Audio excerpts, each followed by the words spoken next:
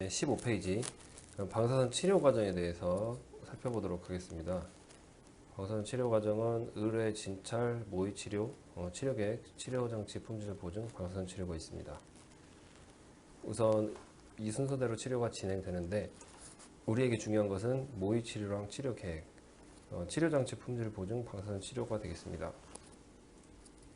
먼저 16페이지의 의뢰를 보시면 의뢰는 조직을 진단하고 어떤 환자가 와서 아파서 왔는데 조직을 진단을 했을 때 진단하고 의사가 환자의 치료를 어떻게 할 것인지 검토를 하는 과정입니다. 그래서 이 사람이 암이 걸렸는데 어떤 치료를 할 건지 그러니까 의사가 결정을 합니다. 그래서 치료 방법을 방사선 치료나 수술이나 항암 항요법 중에 어떤 걸 할 건지 아니면 병용을 할 건지 결정을 하죠. 그래서 어찌됐든 방사선 치료를 하겠다라고 보면 진찰을 하죠. 그래서 이 결정이 되면 이제 방사선 종양학과 전문의에게 보내야죠. 그러면 이 방사선 종양학과 의사가 방사선 치료의 적절성을 검토합니다. 그러니까 이 종양이 방사선 치료가 맞냐, 할 수 있는지 이런 거를 검토를 하고 이 과정이 다 끝나서 오케이가 되면 치료 계획 수립을 하게 되겠죠. 그래서 이 치료 계획을 수립을 하고 이 방사선 치료팀을 구성을 해서 치료를 합니다. 첫 번째 단계가 치료의 첫 번째 단계는 모의 치료인데 시뮬레이션이라고 그러죠. 그래서 이 모의 치료는 이 환자가 치료하기 전에 CT로 환자의 영상을 찍어서 이 영상을 가지고 이 가상의 시뮬레이션을 하게 되겠죠. 그러니까 이게 쉽게 말해서 CT 영상을 찍는 겁니다. 그래서 그 환자의 치료 자세 셋업을 하고요. 그러니까 어떤 자세로 치료를 받을지 셋업을 하고 이때 사용되는 환자 몸의 고정기구가 있고 환자 몸을 고정하는 고정기구가 있고 그 외에 이제 마커도 있고요. 그래서 이대로 환자 몸을 촬영을 합니다. 그리고 이 CT 영상은 때때로 펫이나 또는 MR 영상과 융합을 하는데 이 치료 계획을 모의 치료에서 CT 영상을 사용하는 이유는 나중에 치료 계획을 할 때 일렉트론 덴시티 값을 보여줄 수 있는데 그 값을 가지고 설량을 나타낼 수 있기 때문입니다. 그리고 펫과 MR의 영상 융합을 왜 하냐면 펫 같은 경우는 그 CT 영상에다가 암의 위치가 어디 있는지 정확하게 펫에서 보여줄 수 있고 MR 같은 경우는 CT에서 안 나오는 부분을 잡아줄 수가 있죠. 그래서 선량적인 계산 측면에서 CT 영상을 사용하는 것이고 암의 위치나 모양을 정확히 확인하기 위해서 펫과 MR을 융합해서 사용합니다. 방사선 치료 과정 중에 그 다음 단계가 치료 계획입니다. 그래서 치료 계획은 모의 치료에서 가져온 환자의 CT 영상을 가지고 CT 영상의 종양과 요주의 장기를 표시합니다. 종양은 방사선 빔이 집중이 되는 타겟이 되겠죠. 요주의 장기는 방사선 빔이 많이 들어가면 안 되는 그런 장기들, 위험 장기들을 말을 합니다. 그런 장기들은 설량이 많이 들어가지 않아야 되기 때문에 표시를 하는 거죠. 그래서 이 종양과 요주의 장기를 표시를 하고 빔을 어느 방향에서 쏠지 결정을 합니다. 요주의 장기에는 최대한 안 들어가겠죠. 그 방향은 피해서 방사선 빔을 쏘고 종양에는 설량이 집중되도록 쏘겠죠. 그리고 이 치료 계획에서 의학물의사는 설량 개선을 확인하고 의사는 최종 치료 계획을 승인하게 됩니다. 이 치료 계획이 승인이 나면 치료를 하는데 그 전에 품질 보증 과정이 있습니다. 얘는 이 모의 치료와 치료 계획이 끝났는데 이 치료 계획이 끝난 것은 가상의 그 치료 계획이죠. 그래서 이거를 실제 치료로 구현을 하기 전에 방사선 치료 장치의 빔이 잘 제대로 나가는지 안 나가는지 확인하는 과정입니다. 방사선 치료 계획의 안전을 고려를 해서 의학물의사는 선형가속기 교정과 설량이 정확히 전달될 수 있는지를 정기적으로 확인하고 의사는 의학물의사 설량 계측사와 함께 치료 계획에 대한 안전성을 고려를 한다. 방사선사는 QA 확인 후 환자를 치료를 한다가 되겠습니다. IMRT라고 나중에 치료 방법을 배우는데 그 IMRT 할 때는 그 치료 전에 항상 이렇게 설량을 조사를 해보고 방사선 실제 환자에게 빔을 조사를 하는데 일반적인 경우는 이런 품질 보증 같은 경우는 치료를 하기 이미 전에 다 수행이 되죠. 그래서 매일매일 하는 것도 있고 주간에 한 번 하는 것도 있고 한 달에 한 번씩 하는 것도 있고 그렇습니다. 그 다음에 이제 비로소 이 품질 보증이 끝나면 방사선 치료를 수행하게 되는데 방사선 치료는 환자를 테이블에 이렇게 그림처럼 눕히고 치료를 실제로 수행하는 겁니다. 외조사는 일반적으로 선형가습기를 이용을 하죠. 그림에 나오시는 이거 이 위에 있는 환자 위에 이렇게 보이시는 거 이게 선형가습기고요.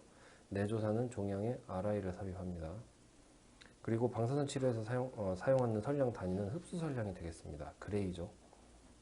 그리고 1그레이는 100cm 그레이고 1cm 그레이는 1라드. 그러니까 1그레이는 100라드인 거 아시죠? 그러니까 기본적으로 좀 알아두셨으면 좋겠습니다. 그 다음에 22페이지를 보시면 방사선 치료의 물리적 배경에 대해서 설명을 하고 있습니다. 방사선이 어떻게 인체에 들어가서 세포를 파괴할 수 있는지를 간략하게 보여주고 있습니다. 일단 1, 2, 3, 4, 5, 5개 단계가 있고 첫 번째로 방사선 발생 장치에서 방사선이 나오죠. 그래서 2번에 방사선 발생을 하고 그 다음에 이 발생된 방사선이 몸 안으로 들어가죠. 그래서 3번에 물리적 작용이 일어나죠. 그래서 전리 여기를 하고 그 다음에 이 전리와 여기가 된 그것에 의해서 4번 화학적 작용 유리기가 일어나고요. 그 다음에 유리기가 DNA를 공격함으로써 생물학적 작용을 발생시키죠. 그리고 암은 소멸시키고 정상 조직은 회복을 시켜야 되는 그런 식으로 방사선 치료를 해야 되겠죠. 외조사 같은 경우는 암을 소멸시키고 정상 조직을 회복하기 위해서 담은 조사를 사용합니다. 이는 타겟을 중심으로 해서 여러 방향에서 타겟에 집중시켜서 방사선을 조사를 하게 되는데 그렇게 되면 암은 집중적으로 선량 조사를 받지만 정상 조직은 선량을 분산해서 받을 수 있겠죠. 그럼 정상 조직은 잘 살 수가 있고 암은 사멸할 수 있겠죠. 그런 원리를 이용하는 겁니다. 그리고 1번 방사선 발생 장치에서 특히 외조사에서 많이 사용하는 방사선원이 엑스레이 전자선이 있고 사이클로트론은 양성자가 있는데 엑스레이 전자선은 아까 설명했듯이 선형가습기 리낙이라는 데서 발생을 합니다. 그리고 양성자는 사이클로트론에서 발생을 하는데 이 세 가지 빔의 특징에 대해서 알아보도록 하겠습니다. 그래서 23페이지에 보시면 엑스레이 전자선, 양성자선의 이 투과 특성을 보여주고 있습니다. 그래서 가로축에 보시면 깊이에 따른 왼쪽은 상대 선량인데 먼저 이 진단용 엑스레이는 점선으로 나타냈습니다. 진단용 엑스레이는 에너지가 낮아서 이 표면 쪽에서 선량이 최대고 그 표면을 지나면 선량이 점점 감소하는 모습을 보여주고 있는데 치료용 엑스레이 빨간색 선을 보시면 표면에서는 선량이 적고 오히려 어떤 특정 깊이에서 선량이 최대가 되다가 그 뒤를 지나면 선량이 떨어지는 현상을 보실 수 있습니다. 그리고 전자는 피부 표면에서 선량이 높고 투과력은 약하고 양성자는 표면에서 선량이 적은 대신 어떤 특정 깊이에서 이렇게 선량이 집중되는 모습을 보여주고 있습니다. 그래서 이 양성자선을 보시면 이 어떤 특정 깊이에서 선량이 집중되는 이런 투과 특성을 브래그 피크라고 부릅니다. 그 다음에 24페이지를 보시면 그러면 이런 양성자나 전자나 엑스레이가 몸 안에 들어와서 어떤 작용을 일으키는지 보시면 첫 번째로 물리적 작용이 일어나죠. 물리적 작용은 우리 몸 안에 있는 원자 분자에 방사선이 에너지를 줘서 전자를 전리시키거나 역이시킵니다. 광전 효과나 컴프턴 산란에 의해서 전자를 떼어내죠. 원자 분자가 방사선에 의해서 결합이 깨지면 25페이지에 있는 것처럼 물 분자들이 이런 유리기로 변합니다.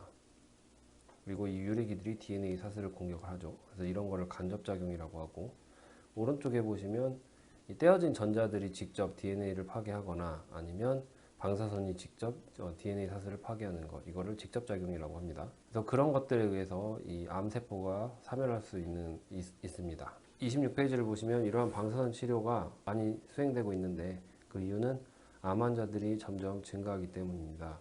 인간의 수명이 늘어남에 따라서 암 환자도 같이 증가하고 있습니다.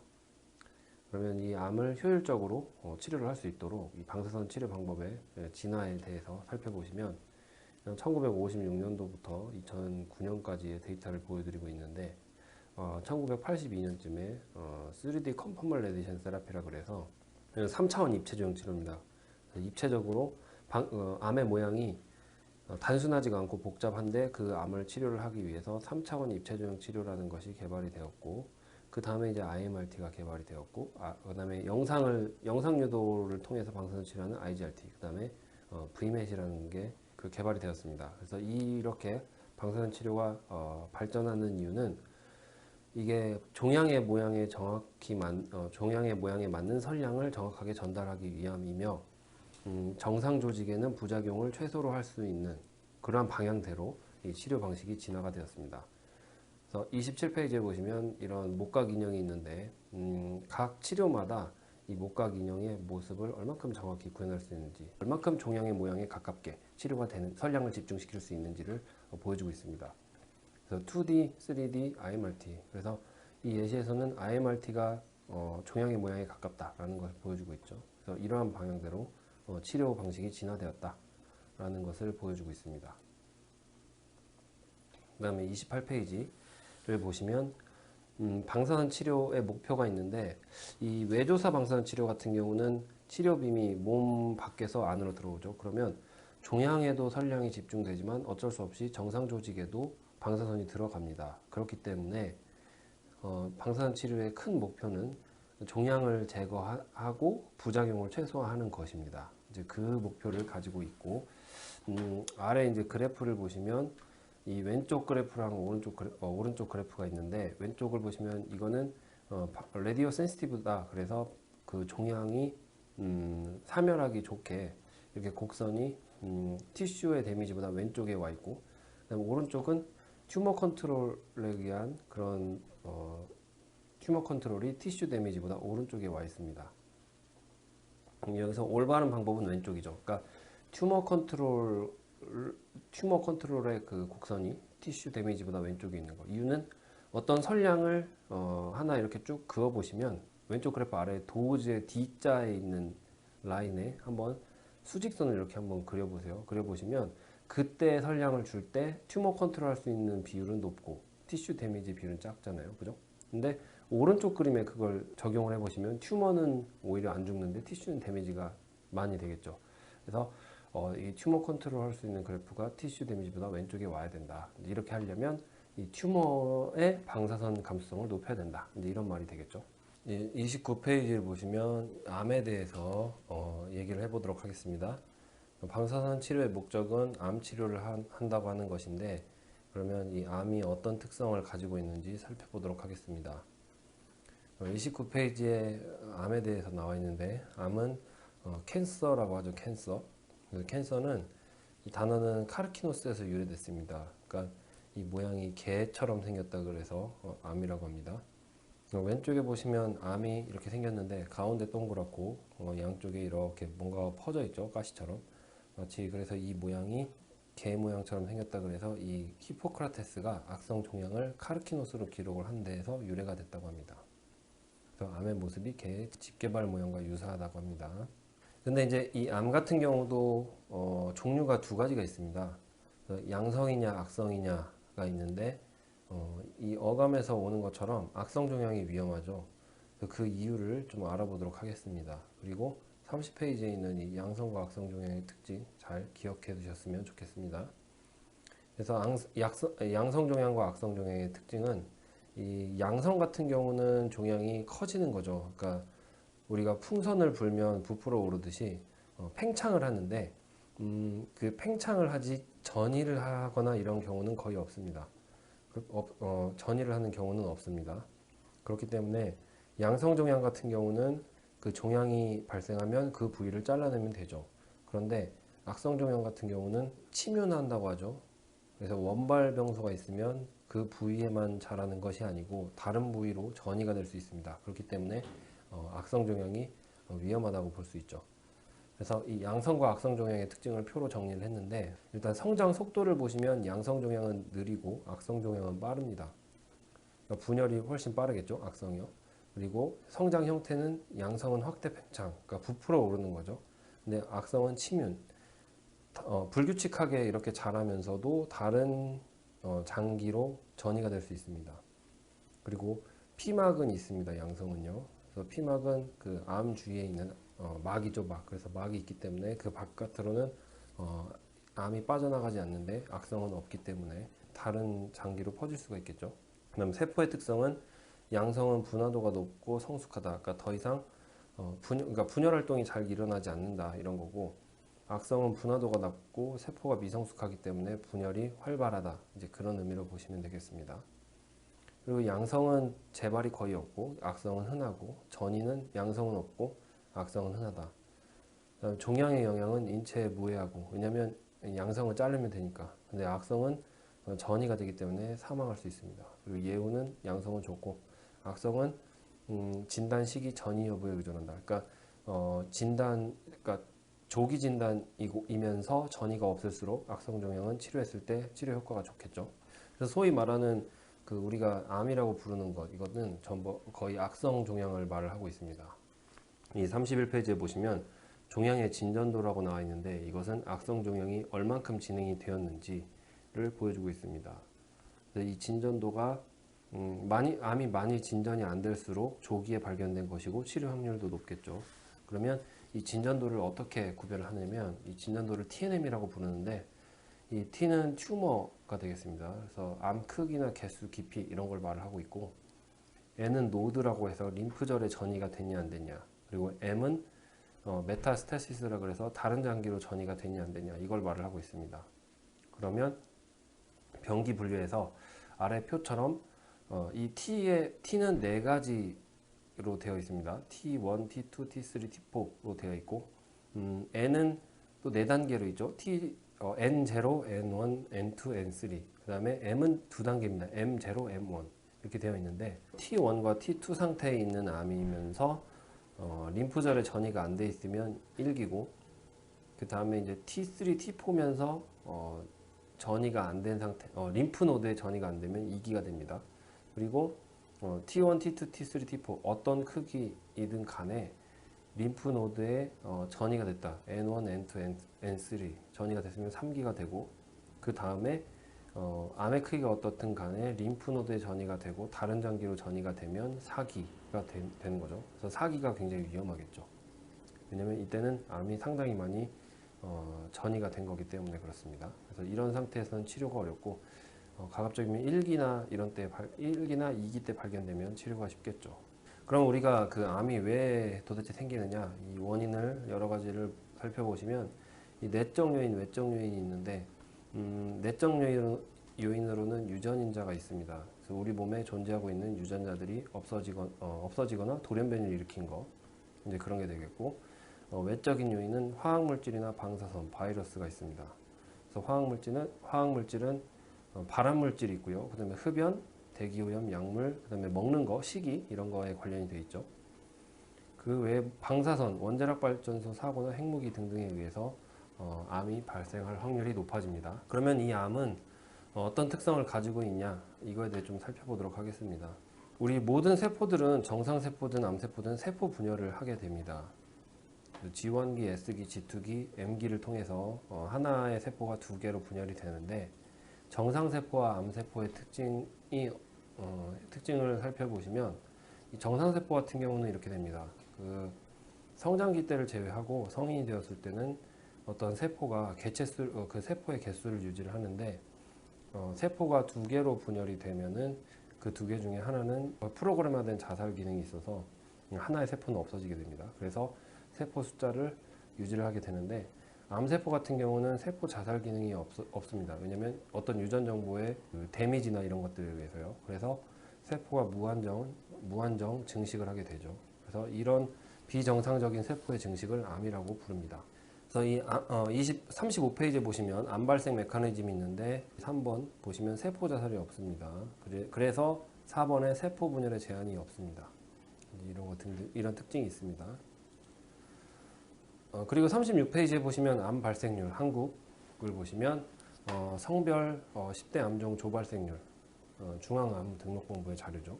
남자와 여자가 있는데 암이 많이 발생하는 그런 것들이 다르죠. 남자 같은 경우는 위암이 제일 많고요, 여자는 갑상샘암이 제일 많습니다.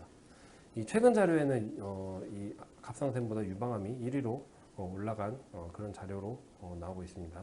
그 다음에 37페이지 보시면 보건복지부에서 2006년에 나온 암 예방 수칙이 있는데, 한번 읽어보시고 이대로 따라 하셔서 암에 걸리지 않도록 노력을 해보셨으면 좋겠습니다.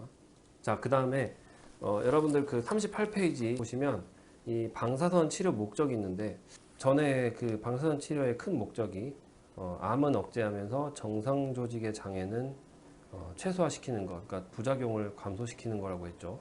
그런데 이 방사선 치료를 할 때 또 다른 목적으로, 그거는 이제 큰 목적이고, 이게 근치냐 고식적이냐에 따라서 치료 목적을 분류할 수 있습니다. 이 말은 이 어떤 암을 치료를 할 때 완치를 할 것이냐, 아니면 완치는 아니고 통증 완화의 목적을 할 것이냐에 따라서 근치적 치료냐 고식적 치료냐로 나눌 수 있습니다. 38쪽에 보시면 근치적 치료는 완치 목적입니다. 그리고 고식적은 통증 완화 목적입니다. 이 둘을 비교를 해보겠습니다. 그래서 근치적 치료는 비교적 초기 암에서 완치를 목적으로 합니다. 그러니까 병기가 낮은 거겠죠. 그리고 고식적 치료는 통증 완화 목적인데, 말기암 환자가 종양으로 인해서 극심한 통증이나 출혈, 마비 등이 있을 때 증상 완화나 생명 연장을 위해 시행을 합니다. 표를 보시면 이 근치적 치료와 고식적 치료의 비교를 보고 있는데, 이 목적은 아까 근치는 완치라 그랬죠. 그리고 고식적 치료는 증상의 개선이나 생명의 일시적 연장이다. 그리고 병기, 아까 TNM 분류 배웠었죠. 그래서 병기로 보시면 근치적 치료는 비교적 초기, 그 다음에 고식적 치료는 말기가 되겠습니다. 그리고 근치적 치료는 설량이 대설량, 그러니까 6000cg 이상, 고식적 치료는 소설량입니다. 그리고 치료 조사면은 근치적 치료는 작고 고식적 치료는 크다. 이거 무슨 말이냐면, 종양이 초기에 발견이 된다면 어떤 그런 국소 부위에 발견이 되겠죠. 그러니까 종양 크기가 작겠죠. 그런데 종양이 말기에 발견이 된다면 이미 원발소, 그러니까 종양이 발견된 부분으로부터 림프노드에도 전이가 됐고, 그 다음에 다른 장기로 전이가 됐겠죠. 그러면 당연히 치료 범위가 넓어지겠죠. 그래서 치료 조사면은 근치적 치료가 작고 이 고식적 치료는 크다는 말입니다. 그리고 설량도 근치적 치료는 큰데, 이 이유는 이 작은 그 국소 부위에 고설량을 집중시킬 수 있기 때문에 그렇고, 고식적 치료 같은 경우는 이미 몸 전체에 암이 퍼져 있기 때문에 어떤 특정 부분에 설량을 집중시킬 수가 없습니다. 그렇기 때문에 이 소설량을 사용을 해서 고통 경감증으로 치료를 하고 있습니다. 그리고 완치 목적의 치료는 방사선 치료 기술이 정밀한 고도의 기술이 필요하다. 그러니까 정확하게 그 타겟에만 방사선이 가도록 치료 계획을 설정하는데, 고식적 치료는 몸 전체 좀 브로드하게 치료를 하기 때문에 비교적 단순하다. 그리고 근치적 치료는 정상 조직의 부작용은 회복 가능하면 허용하지만 고식적 치료는 허용하지 않는다. 그러니까 부작용이 있지만 근치적 치료는 암이 퍼진 게 아니기 때문에, 그러니까 정상 장기가 많죠. 그러니까 몸이 정상인 부분이 그 비정상인 암의 부분보다 많잖아요, 비중이. 그렇기 때문에 이 부작용이 회복 가능하면 허용하지만, 이 고식적 치료는 온몸에 암이 퍼져 있다고 생각을 해보면 조금만 방사선을 맞으면 환자가 죽을 수 있기 때문에 허용하지 않는다. 이제 그런 의미가 되겠습니다. 그리고 사용 선질은 근치적 치료는 고에너지 방사선, 고식적 치료는 모든 방사선을 이용한다 라고 나와 있습니다. 그래서 이 표를 좀 잘 기억해 두셨으면 좋겠습니다.